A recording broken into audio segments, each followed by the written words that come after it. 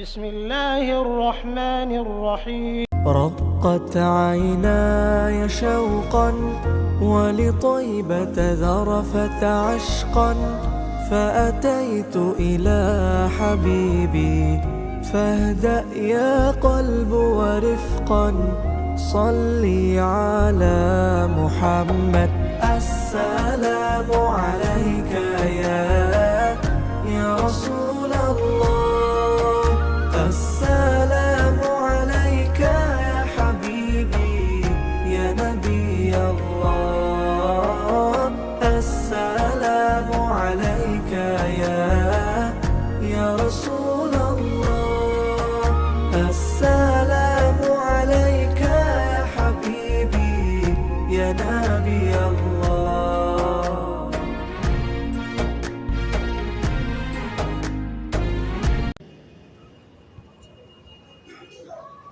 C'est un sujet d'une importance capitale pour les serviteurs d'Allah Tabaraka wa Ta'ala que nous sommes. Car comme nous l'avons expliqué, notre sort, le jour de la résurrection, dépendra de la bonne compréhension et de la bonne mise en application de ce sujet.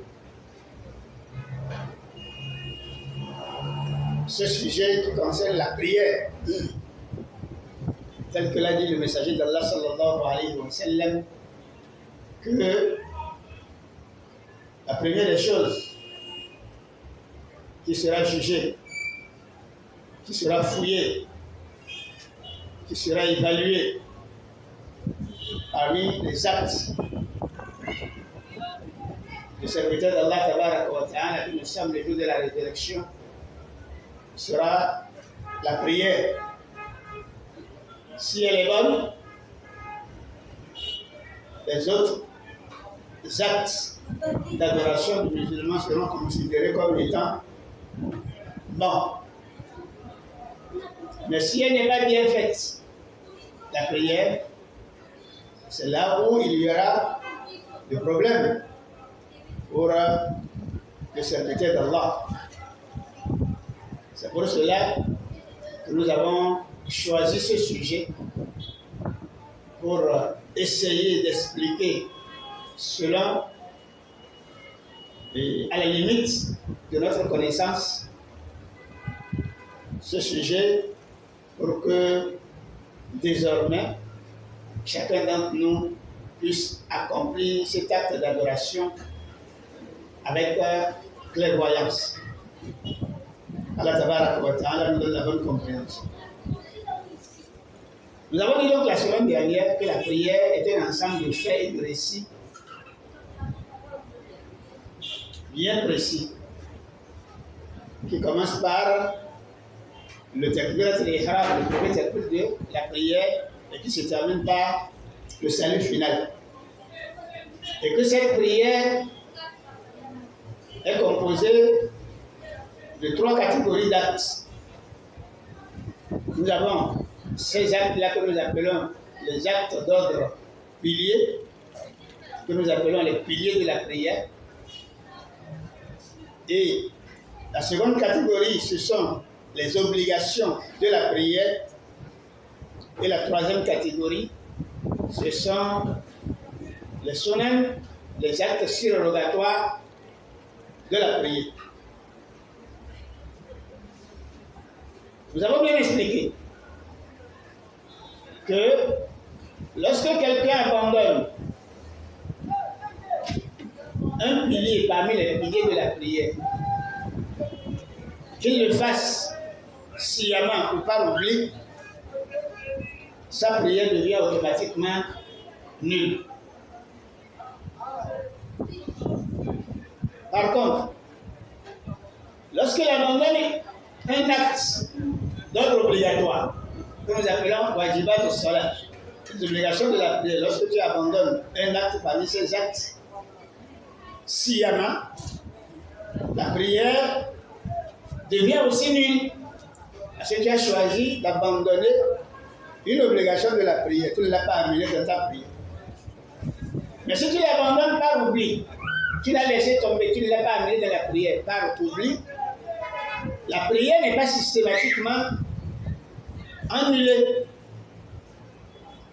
Tu peux encore réparer ta prière avec ce que nous avons appelé le sujoud de sahwi. 2 unités de sujoud qui permettent à l'adorateur d'Allah tabaraka wa ta'ala et au serviteur d'Allah de réparer sa prière. D'accord? Donc le sujoud de sahwi n'a pas vocation à réparer ce qui est abandonné parmi les piliers, mais dans certains cas, il peut réparer l'abandon d'une obligation. Dans le cas où cette obligation-là a été omise et a été oubliée. Et la troisième catégorie, c'est les sunan as-salat, qui, à eux, ni l'abandon sciemment ou par oubli n'annule en aucun cas la prière du musulman. Lorsque c'est le sunan, les actes surrogatoires que tu abandonnes, que tu n'as pas annulé, que ce soit par abandon ou par oubli, ça n'annule pas ta prière, mais ce que nous avons dit est que ça diminue de la récompense de ta prière, ça diminue de la valeur que tu devais avoir, que ta prière devait avoir. Par conséquent, nous déduisons que les soins de la prière sont aussi très très importantes dans nos prières. Et le messager d'Allah sallallahu alayhi wa sallam, à chaque fois qu'il a accompli sa prière, il fait toujours une prière composée de piliers, de wajibat et de sunan. Il fait toujours une prière qui est composée de piliers, des obligations et des actes surrogatoires dans sa prière. Et c'est cette prière-là qu'il a recommandée à la communauté, comme nous l'avons toujours répété ici, lorsqu'il dit à ses sahaba que sallu kama ra'aytumuni usalli. Priez comme vous m'avez vu prier.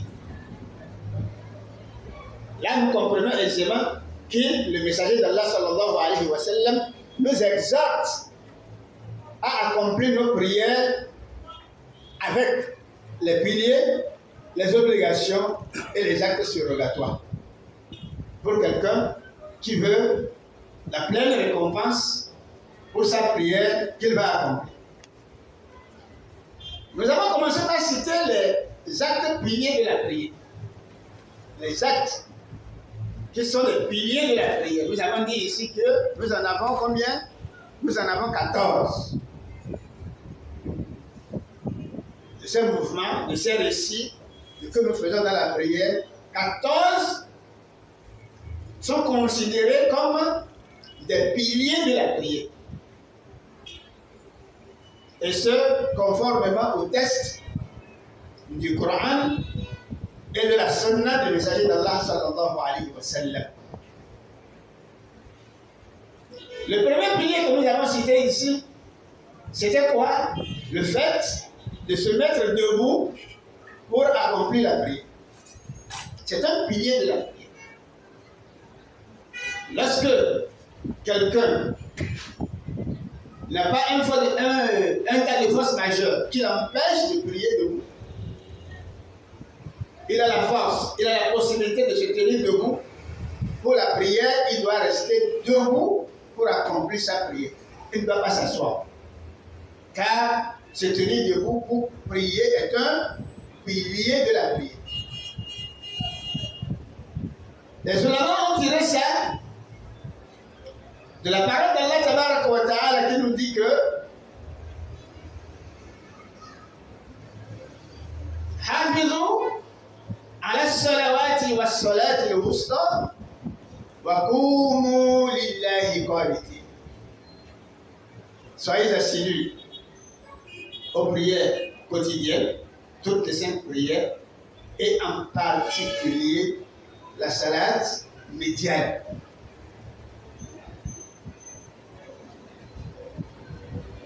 La preuve dans le verset, c'est lorsque Allah Tabaraka wa Ta'ala dit que wa qumu lillahi qanitin.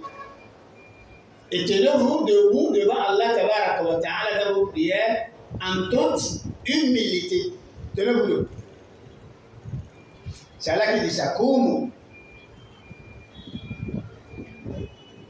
Et cela nous dit donc ici que la recommandation d'Allah Tabaraka wa Ta'ala ici dans ce verset va dans le sens de l'obligation.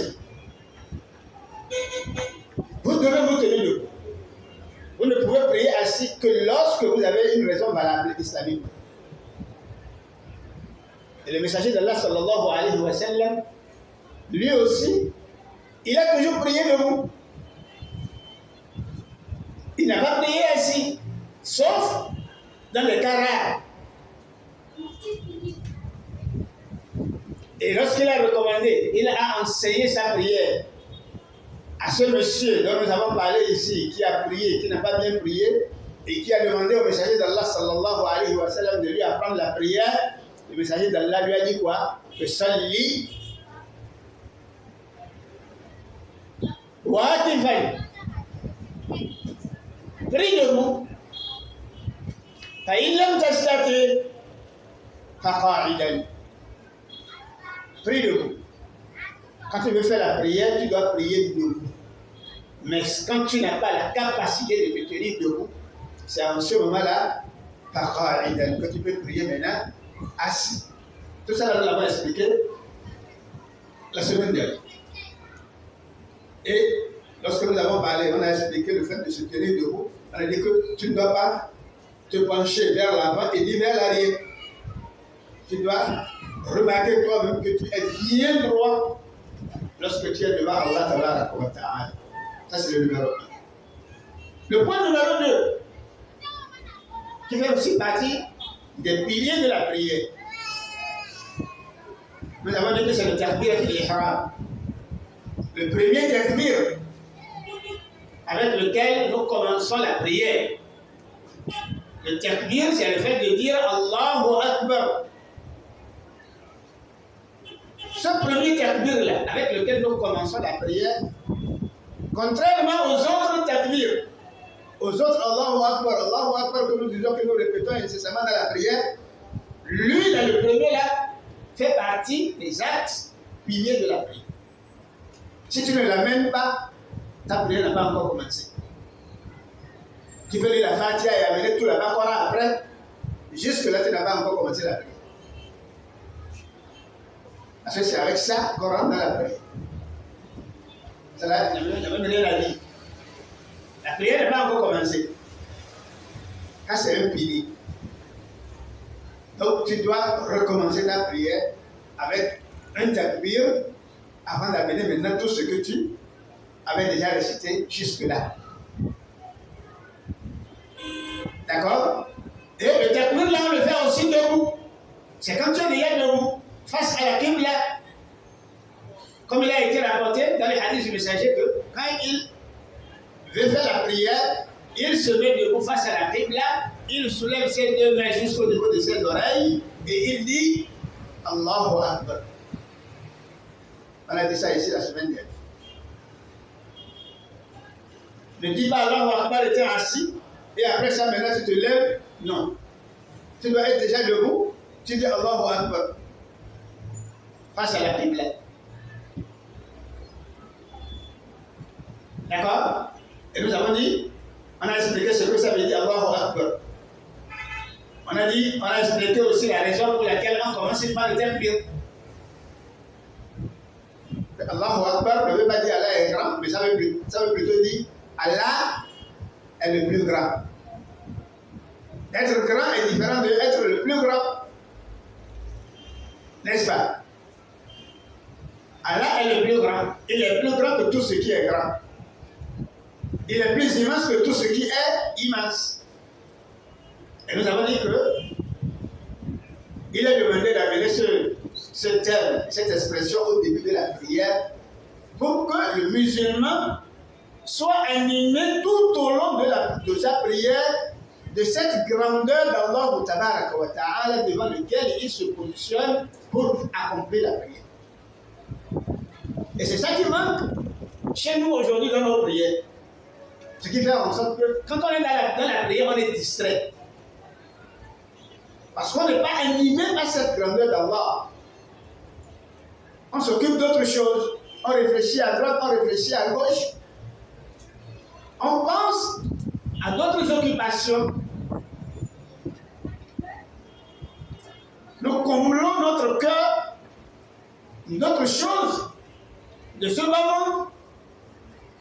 Au lieu de mettre dans le cœur Allah Tabaraka wa Ta'ala, cela nous permettra d'être bien concentrés lorsque nous sommes dans la prière. Voilà le deuxième pilier de la prière. Takbirat al-Ihram. Et il a été appelé Takbirat al-Ihram. Nous l'avons aussi expliqué parce que c'est le takbir qui te permet de rentrer dans l'état de la sacralisation de la prière. Entrer dans l'état de la sacralisation, ça veut dire qu'à partir de ce takbir, il y a des choses qui te sont interdites, que tu ne dois plus faire. C'était permis avant le takbir, mais après la prière, ça devient interdit. Après le takbir, ça devient interdit. Comme le fait de manger. On ne mange pas dans la prière. Le fait de parler, de dire autre chose qui ne fait pas partie des actes de la prière. Ça devient interdit pour le musulman lorsqu'il est devant Allah. On a expliqué tout ça là la semaine dernière aussi. Aujourd'hui, nous allons revenir sur la Fatiha qui est le troisième pilier de la prière. Qira'at al-Fatiha, la récitation de la Fatiha. Et ce, dans chaque raka'at de la prière. La Fatiha. On a parlé de ça ici la semaine dernière en long et en large. Et chacun a retrouvé son erreur, ses fautes. Et la faute et l'erreur qui est presque quelque chose que commet presque tout le monde, c'est le fait que nous ne récitons pas bien la Fatiha. C'est une faute qui nous est commune, autant que nous sommes. Et nous avons attiré l'attention de tout un chacun de nous sur le fait que nous devons, c'est un devoir pour tout un chacun de nous, d'apprendre à bien réciter la Fatiha. Et surtout, que le messager d'Allah sallallahu alayhi wa sallam a dit que la salata liman lam yaqra al-Fatiha. Celui qui ne récite pas la Fatiha, sa prière est nulle et non la Et nous avons insisté sur le fait que lire ici, réciter ici, veut bel et bien dire bien réciter. Il ne faut pas réciter quelque chose qui ressemble à la Fatiha ou dire que non, j'ai récité la Fatiha. Non. Il faut bien réciter. Si tu ne connais pas, il faut apprendre. De la même manière que nous apprenons autre chose pour pouvoir bien la connaître. J'ai donné l'exemple ici de la semaine dernière des tailleurs, des maçons qui arrivaient ici, ont constaté que leur travail, ce n'est plus payant, donc il faut rentrer dans le taxi. La première chose, c'est quoi? Il faut aller voir l'auto-école pour avoir un permis de conduire. C'est là-bas qu'on va bien t'enseigner comment on conduit. Alors pourquoi ne pas apprendre aussi à bien faire la prière? Cela nous facilite tous. Donc la Fatiha, elle est obligatoire. Quand c'est un pilier de la prière. Et ce qu'il faut noter ici est que lorsque nous sommes dans la prière, quelqu'un qui est en face d'Allah qui fait la prière, il doit être dans l'un de trois statuts. Au moins un des trois. Soit il est imam dans la prière, ou bien il est mamoum, il est derrière l'imam. Ça fait deux. Ou bien il prie seul. Il n'y a pas de situation de prière qui dépasse les trois situations. Lorsque l'homme est dans la prière, il est dans l'une de ces trois situations. Soit il est imam, ou bien il est derrière l'imam, il suit l'imam dans sa prière, ou bien il prie seul. D'accord? Alors, l'imam, dans la prière, a l'obligation de lire la Fatiha dans tous les rakats de la prière. C'est une obligation pour lui. Quand tu es imam, si la prière est une prière de 2 rakats, tu dois lire la Fatiha 2 fois. Si la prière est une prière de 3 rakats, tu dois lire 3 fois la Fatiha étant devant les jama'as. Si c'est une prière de 4 rakats, tu dois nécessairement lire la Fatiha 4 fois dans ta prière. Il en est de même pour celui qui prie seul. Lui aussi prie seul, il est son propre imam à lui-même. N'est-ce pas? Si je peux m'exprimer ainsi. Il est exactement comme l'imam qui est devant le jama. Les 2 premières rakats, il lit la Fatiha. La 3e rakat du Maghrib, il lit la Fatiha. Les 2 dernières rakats de Isha, de Asr et de Zuhr, il doit lire la Fatiha. Maintenant, il reste le cas de celui qui est derrière l'imam. Lui, il est mamoum. C'est comme ça c'est le système-là qu'on utilise dans la jurisprudence. Il est mamoum. Lui, quelle sera sa situation? Comment va-t-il se comporter derrière l'imam? Ce sont des sujets qui sont très importants. Parce que nous remarquons que dans nos mosquées, quand on prie, on remarque beaucoup de choses qui ne viennent de nulle part si ce n'est que de l'ignorance des musulmans face à ces enseignements de l'islam. Alors, lorsque tu es mamoum derrière l'imam,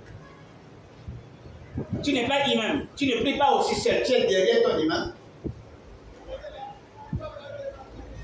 Lorsque l'imam accomplit une prière à voix basse,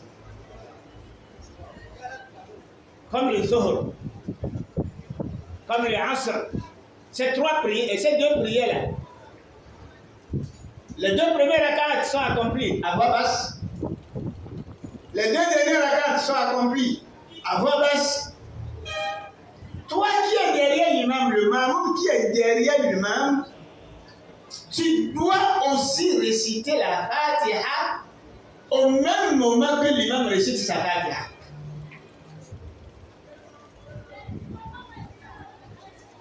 C'est ça l'idée la plus proche de la vérité. L'imam lit la Fatiha dans la prière de Zohar. Dans les 4 rakats, toi aussi tu dois réciter la Fatiha avec ton imam. D'accord? Il s'agit de Zohar, il s'agit de l'Asr. Maintenant, dans la prière de Fajr, la prière du matin, la prière de Somme que nous accomplissons là, c'est une prière à 2 rakats où l'imam lit à haute voix. Est-ce que vous me suivez? C'est une prière de 2 rakats où l'imam lit à haute voix.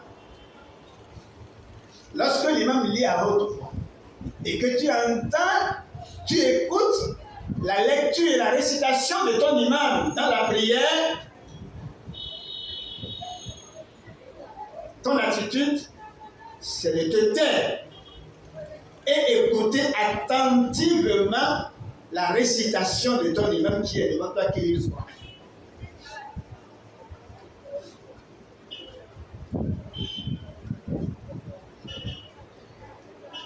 À la prière de Maghrib, 2 rakats sont accomplis à haute voix, la dernière rakat est accomplie à voix basse.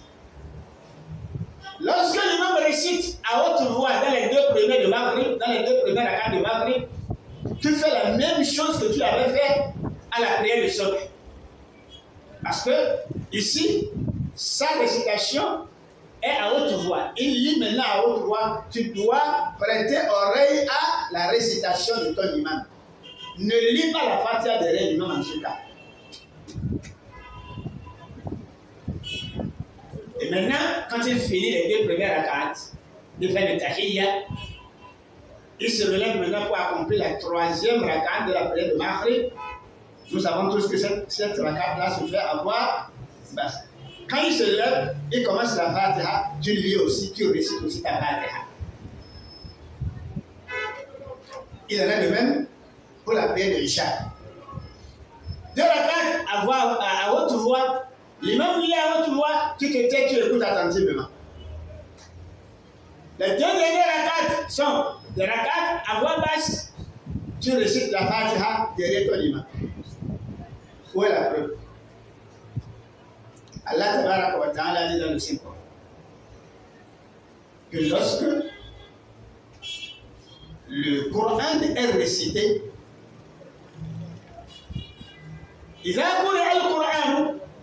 lorsque vous entendez, lorsque le Coran résonne à la bouche de quelqu'un, il lit le Coran, il récite le Coran, fastami'u lahu. Prêtez oreille à sa récitation. Voilà, monsieur, et taisez-vous. C'est une recommandation d'Allah Tabaraka wa Ta'ala. C'est Allah qui a dit ça. Que lorsqu'on lit le Coran, prêtez oreille à la récitation du Coran et taisez-vous.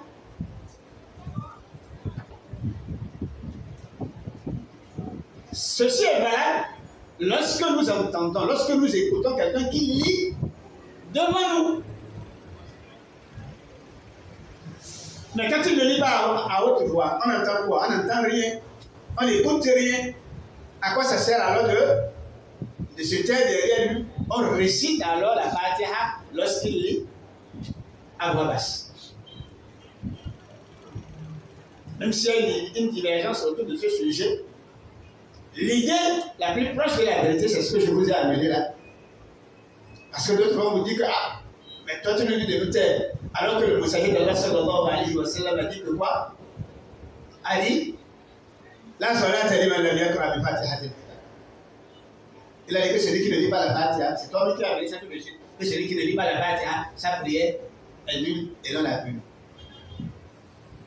Le comportement des Sahaba derrière le messager d'Allah sallallahu alayhi wa sallam et l'enseignement du messager d'Allah sallallahu alayhi wa sallam vis-à-vis de ce sujet, de ce point-là, c'est ce que je vous ai expliqué. À voix basse, vous récitez. À haute voix, vous écoutez l'imam. Pour récapituler, lorsque l'imam est devant le jama, il doit lire la Fatiha obligatoire. Que ce soit dans une prière à haute voix ou dans une prière à voix basse. Celui qui prie seul, dans chaque rakat de la prière, il doit lire nécessairement la Fatiha. Que ce soit à haute voix ou bien à voix basse. Mais le ma'moun qui est derrière l'imam, lorsque l'imam lit à haute voix, il écoute attentivement et il se tait. Mais lorsque l'imam lit à voix basse, lui aussi il lit la Fatiha. Voilà le résumé de ce que nous avons dit concernant la récitation de la Fatiha. Après cette étape, nous passons au quatrième pilier de la prière. Nous avons bien dit que nous avons 14 piliers. Le quatrième pilier de la prière, après la récitation de la Fatiha, qui connaît? Oui. Non, c'est le recours. Les sourates ne sont pas d'ordre obligatoire. Elles ne sont pas d'ordre pilier. Nous allons amener la catégorie à laquelle appartient les sourates après.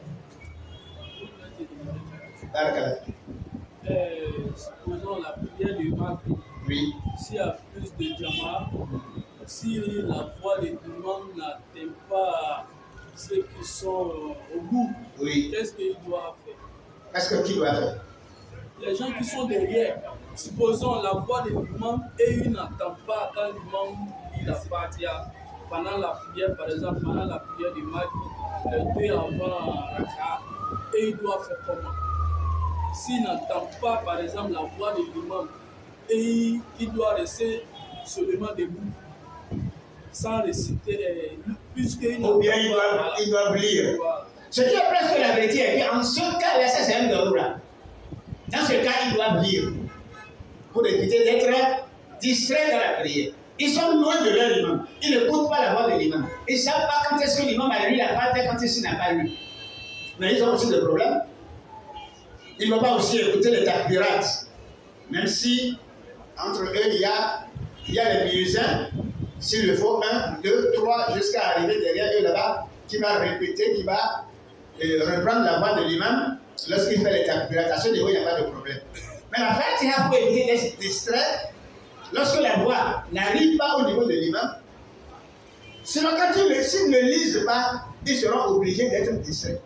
Et ils ne seront pas aussi pris par ce verset qui disent que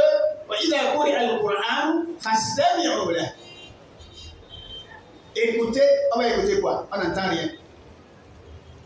On ne prête l'oreille qu'à ce que on entend. Donc à ce niveau-là, il y a un doroula qui s'installe. Wallahu ta'ala a'lam wa a'lam. D'accord? Voilà. Donc nous passons au pilier suivant après la récitation de la Fatiha. C'est le recours. Alors, le recours ici, c'est l'inclinaison. Et le recours est aussi recommandé dans les prières, dans toutes les rakats. D'accord? Dans toutes les rakats, on doit faire le recours. Comme nous l'avons expliqué dans la Fatiha. Et ici, c'est un pilier de la prière. Les ulama l'ont cité parmi les piliers de la prière. Si tu n'amènes pas le recours dans ta prière est nulle. Que ce soit sciemment ou pas oublié. Donc, c'est quelque chose à ne pas abandonner. Mais le problème ici dans le recours, ce n'est pas parce que les gens abandonnent le recours. Tout le monde fait le recours dans la prière. Mais notre problème, c'est toujours la manière de le faire. C'est ce que nous avons, c'est le problème que les musulmans ont aujourd'hui. Sinon, chacun fait comme il connaît. Ah, chez certains d'autres, la passion est le maître. On fait comme on veut. Donc c'est pour ne plus faire comme on veut, pour ne plus faire comme on connaît, que nous avons instauré cette assise-là. Pour enseigner à tout un chacun de nous comment le messager d'Allah sallallahu alayhi wa sallam accomplissait sa prière. Et surtout, vous allez toujours comprendre que à chaque fois que nous allons amener un point, on va toujours amener ce hadith, sallu kama ra'aytumuni usalli. On veut être à l'image du messager d'Allah. Parce que c'est lui qu'Allah a envoyé vers nous. C'est lui qui nous a enseigné la prière.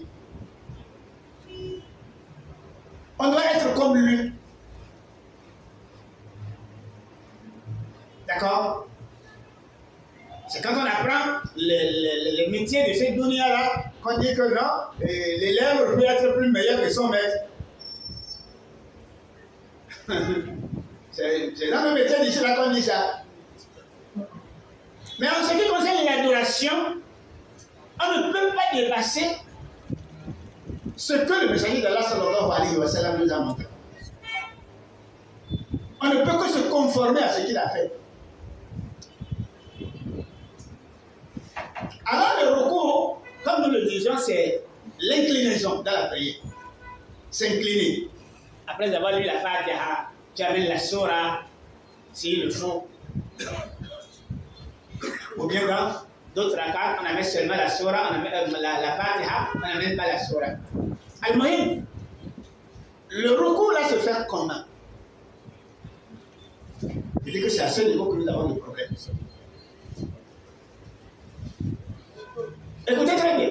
Le repos ici consiste à s'incliner. On était debout, non?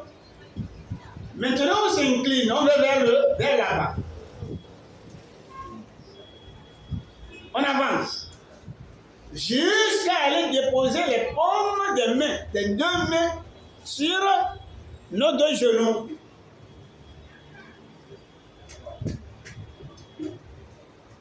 On s'incline et on dépose les deux paumes de nos deux mains sur nos deux genoux. La main droite sur le genou droit, la main gauche sur le genou gauche. Ça ne s'arrête pas là. Étant dans cette position, le serviteur d'Allah qui prie, il doit aplatir son dos. Il doit niveler le dos. Le dos doit être plat maintenant. Contrairement à ce que nous remarquons aujourd'hui dans beaucoup de mosquées, il est dans la position de recours. Vous remarquez que non seulement la main n'arrive pas au lieu, à la place qu'il doit arriver, la main est peut-être au niveau des cuisses, il n'arrive pas au genou, ça veut dire qu'il ne s'est pas bien incliné. Et si même il arrive, ou bien même chez d'autres personnes, au lieu de s'arrêter au niveau du genou, il va jusqu'au niveau des tibias. Sa main descend au-delà des genoux. Les deux situations-là sont erronées. Il ne faut pas placer les mains avant le genou et il ne faut pas placer les mains après le genou. Le messager d'Allah sallallahu alayhi wa sallam, lorsqu'il faisait ses recours, il posait ses deux mains sur les genoux. Et il tend maintenant le dos. Il aplatit le dos. Il nivelle le dos. Le dos prend un niveau bien horizontal. De manière même où il a été rapporté dans le hadith que le messager d'Allah sallallahu alayhi wa sallam, lorsqu'il est en position de recours, quand il est en position d'inclinaison, il aplatit son dos jusqu'au point où, si on verse de l'eau sur son dos, l'eau là allait se stabiliser, se stationner sur son dos et ça n'allait pas se renverser. Imaginez un peu cette position-là dans vos prières. Mais les recours comme ça, là, regardez un peu. Les recours de cette position-là, voilà le dos. Non? Beaucoup d'entre nous ont fait les recours comme ça. Le dos n'est pas bien plat. Le dos n'est pas horizontal. Le dos forme une bosse derrière. C'est une erreur, c'est une faute. Ça, c'est pour lui. Maintenant, la position de la tête quand on est au recours. Voilà encore un endroit où les musulmans commettent beaucoup de fautes. La tête doit être au même niveau que le dos lorsque tu es en position de recours. Ta tête ne doit pas être plus élevée que ton dos et elle ne doit pas être aussi plus bas que le dos. Beaucoup d'entre nous aujourd'hui, il est là en recours comme ça, là. La tête est en haut, il voit tout ce qui se passe devant lui. Il est en position de recours. L'autre, lui, il est là, il va même toucher totalement là-bas, peut-être les chevilles. Totalement là-bas, la main est totalement en bas et vous, la tête est maintenant comme ça là. On va l'écouter. Salou, Kamara Aïtomoni Ousani. Nous devons avoir tous ces hadiths-là dans la tête. Autant que nous sommes. Le hadith-là doit nous animer lorsque nous sommes dans nos prières. Le messager d'Allah nivelait le dos. Le dos était bien plat. La tête au même niveau que le dos. Pas élevé et pas rabaissé. Le bras bien tendu. À ce point avoir cette position-là, il faut savoir que tu dois tendre le bras lorsque tu le positionnes sur le genou. Sinon, tu vas fausser ça. Il y a d'autres personnes, le bras est plié lorsqu'il est en position de recours. Les deux pieds aussi doivent être bien debout, bien droits. Hein? Il ne faut pas plier le pied. C'est en ce moment-là que tu peux avoir la position du messager d'Allah dans la prière. Parce que vous avez d'autres, lorsqu'il est en recours, vous remarquez que le pied est plié. Le genou, il plie un peu le genou. Je ne sais pas si c'est pour être bien en bas, je ne sais pas pourquoi. Tends ton pied, tu tends aussi ton bras et maintenant tu nivelles bien le dos. La tête aura la même position que la position de ton dos. On va appeler, non? Oui, il faut appeler.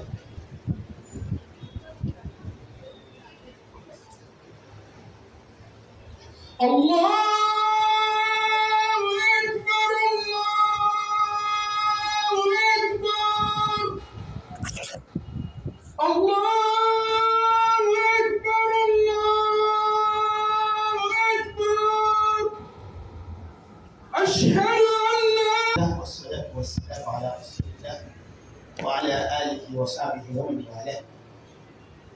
Comme ça, nous avons fini avec le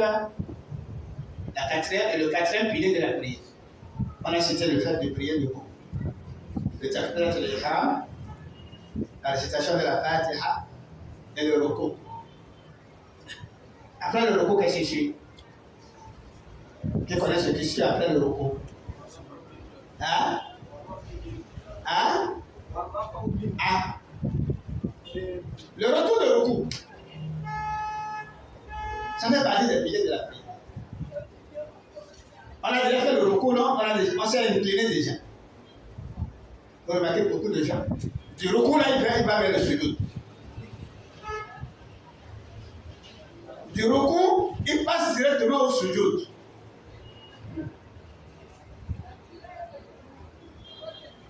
Après, là, il n'est pas bon. Après le ruku, il y a le retour du ruku. Tu reviens du ruku. Beaucoup sont ceux-là aussi qui reviennent de ce ruku-là. Mais pas de la manière que le messager d'Allah sallallahu alayhi wa sallam a enseigné. Lui, voilà sa position à lui. Il est là au ruku, non? Il est au sujoud. Il est là. Ce n'est pas bon. Tu dois revenir à ta position initiale que tu étais lorsque tu disais la Fatiha et la Surah. Tu dois te retrouver encore debout, comme tu l'étais au moment où tu récitais la Fatiha. La position du début de ta prière. Comme tu étais avant de faire le recours, tu dois d'abord revenir sur cette position avant d'aller vers le sujoud. Si tu ne le fais pas, ta prière est nulle. Si tu ne fais pas ça, la prière est nulle. Pourquoi? Parce que ce retour du recours là est considéré comme un pilier de la prière. C'est comme ça que le messager d'Allah sallallahu alayhi wa sallam a enseigné la prière à ce monsieur. Après le recours, tu reviens hatta ta'tadila waqifa, jusqu'à ce que tu vas te retrouver bien debout. Et chacun essaie de voir un peu la manière dont tu fais la prière. C'est l'objectif de notre assise là, pour qu'on puisse corriger. On n'est pas là pour dire à quelqu'un que toi tu ne pries pas bien. Même si c'est ce qu'il fallait dire. Mais l'objectif, c'est pour permettre à tout un chacun de nous de rectifier, de corriger sa prière. Pour des raisons que nous avons précitées. Je vois. Donc, ce retour est très important.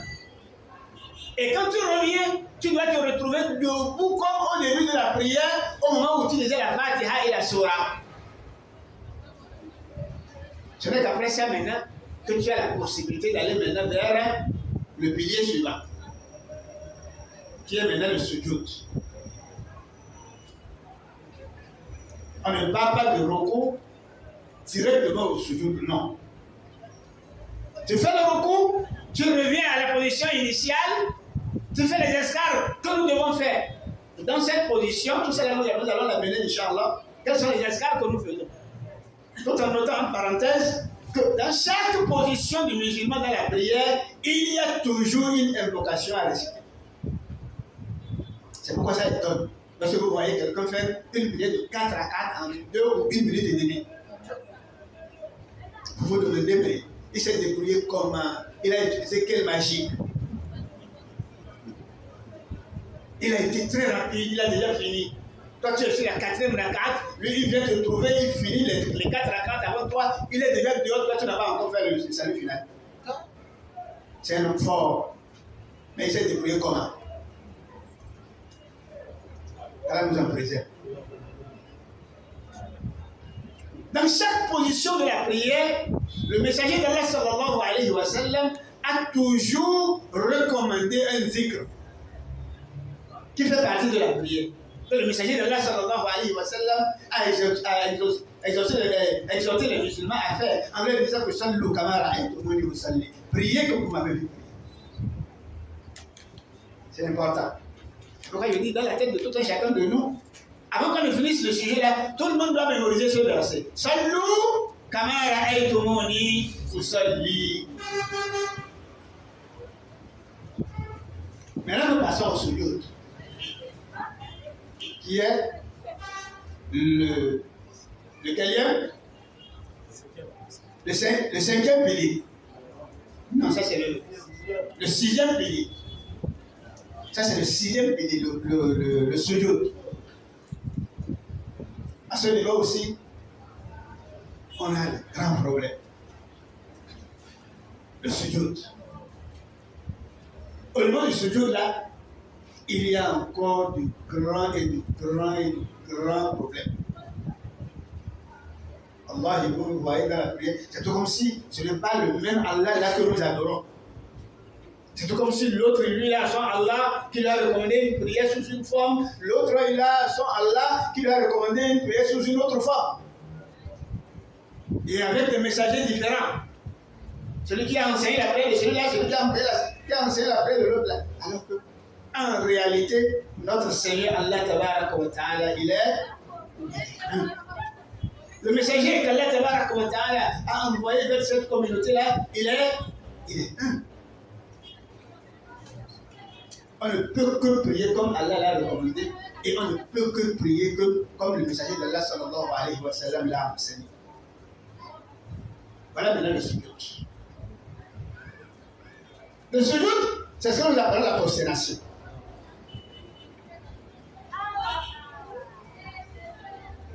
Quand nous sommes en position de sujoud,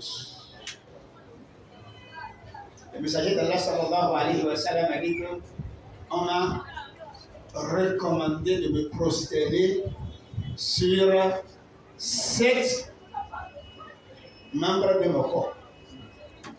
7. On utilise 7 membres de corps lorsque nous sommes en position de prosternation, en position de sujoud. Le premier membre, c'est le front, associé au nez. Ça, c'est la première des choses. C'est beaucoup d'entre nous, quand il est en position de sujoud, ni le front, ni le nez ne touchent le sol. C'est ici là qu'il place. C'est là qu'il place. On ne sait pas pourquoi. Chez d'autres, le front touche le sol, mais le nez est en haut. Le nez ne touche pas. Et nous avons bien mentionné. C'est comme ça que le messager d'Allah sallallahu alayhi wa sallam faisait le sujoud, le front associé associés au nez. Les deux doivent toucher le sol. Ça fait une partie de ton corps qui a touché le sol. Deux autres parties, c'est le troisième et le quatrième. C'est les deux mains que tu dois poser au sol. Venez rencontrer les musulmans encore en position de sujoud dans la prière. Là, sa main est comme ça là. Il positionne comme ça. On dépose la main comme ça. Tu déposes ça au sol. Ça doit toucher le sol. La main droite, la main gauche, les deux posées au sol. Ça fait combien? Ça fait 3. Les deux genoux doivent être aussi au sol. Ça fait 5. Et les bords de tes orteils, les deux pieds doivent être positionnés comme ça là au sol. Ça doit être piqué. Les pieds doivent être piqués au sol comme ça là derrière toi. Ça fait 7 parties du corps. Le front associé au nez, les deux mains, les deux genoux et les deux pointes des orteils qui doivent être bien piqués au sol. Et maintenant dans cette position-là, dégage tes deux bras de ton corps. Ne coince pas comme ça. Il y a d'autres, il coince le corps comme ça avec le bras. Dégage.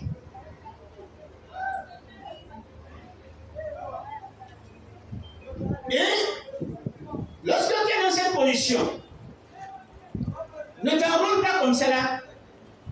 Et tu devais, dans la position de sujoud chez certains, il s'enroule comme ça, il devient rond. Quand il est en position de. Le front n'est pas loin des deux genoux. Il est là. En position de sujoud. Non. On se désengage. On libère le ventre des deux cuisses. Libère les bras de tes deux côtes. Mais cela ne voudrait pas dire que, parce qu'on allait libérer le ventre des genoux, comment se comporter aujourd'hui comme certains se comportent, que je disais la somna quand il fait le soulier, il est là. Il tend bien la tête là. Il dérange le rangé qui est devant lui, il dérange avec le pied ceux qui sont derrière lui. Non, ça c'est de l'exagération. On doit être bain.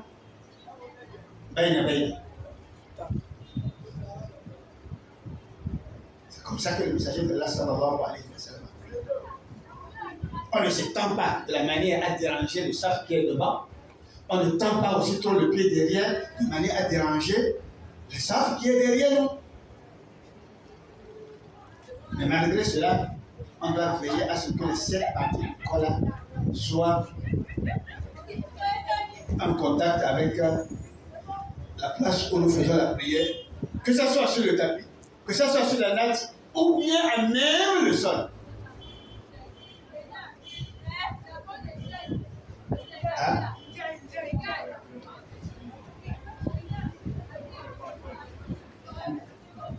On n'est pas pressé. Quand on fait les prêches, on n'est pas pressé.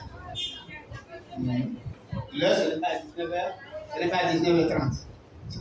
Notre heure, quand on fait la prêche, le jour où on fait la prêche, c'est à 20h que nous finissons. D'accord? Donc voilà un peu. Si on a même s'arrêté au niveau des sujoud, le pilier qui vient avant le sujoud, barakallahu. Ceux qui font comme ça, là, ils sont où? Ah, voilà encore un autre problème. Oui. Voilà ce que nous avons dit. Hein? Tout cela, c'est clair que c'est contraire à ce que nous avons expliqué. On ne dépose pas le bras comme ça là au sol. Ici, c'est pas la main. Ça, c'est le bras. La main, c'est celui-là. Donc tout ce qui est contraire à ça est contraire à la sunna du messager d'Allah sallallahu alayhi wa sallam. Ne déposez pas les bras comme ça là au sol. C'est les deux mains qui est demandé de déposer, pas les bras. Ça donne la bonne compréhension. Non? Voilà un peu ce que Allah Tabaraka wa Ta'ala nous a permis d'expliquer aujourd'hui. À la séance prochaine, Inch'Allah, nous allons amener, si le temps nous permet, les autres piliers de la prière. Mais avant de quitter, on se rappelle les 6 piliers que nous avons amenés aujourd'hui. Le fait de prier debout, le fait de faire le takbirat al-ihram debout face à la Qibla, réciter la Fatiha, faire le recours, revenir à la position initiale d'avant le recours et ensuite le sujoud. Allah nous facilite, qu'il nous donne la bonne compréhension. Un autre rendez-vous, Inch'Allah, ta'ala, pour le vendredi prochain. ولا تقولن لشيء إني فاعل ذلك غدا إلا أن يشاء الله واذكر ربك إذا نسيت. ربنا آتنا في الدنيا حسنة وفي الآخرة حسنة وقنا عذاب النار. ربنا لا تزغ قلوبنا بعد إذ هديتنا وهب لنا من لدنك رحمة إنك أنت الوهاب. اللهم حبب إلينا الإيمان وزينه في قلوبنا وكره إلينا الكفر والفسوق والعصيان واجعلنا من الراشدين. اللهم علمنا ما ينفعنا وانفعنا بما علمتنا وزدنا علما. اللهم علمنا ما ينفعنا وانفعنا بما علمتنا وزدنا علما. اللهم علمنا ما ينفعنا وانفعنا بما علمتنا وزدنا علما. اللهم صل على محمد وعلى ال محمد كما صليت على ال ابراهيم انك حميد مجيد. اللهم بارك على محمد وعلى ال محمد كما باركت على ال ابراهيم انك حميد مجيد. وسبحانك اللهم وبحمدك اشهد ان لا اله الا انت استغفرك واتوب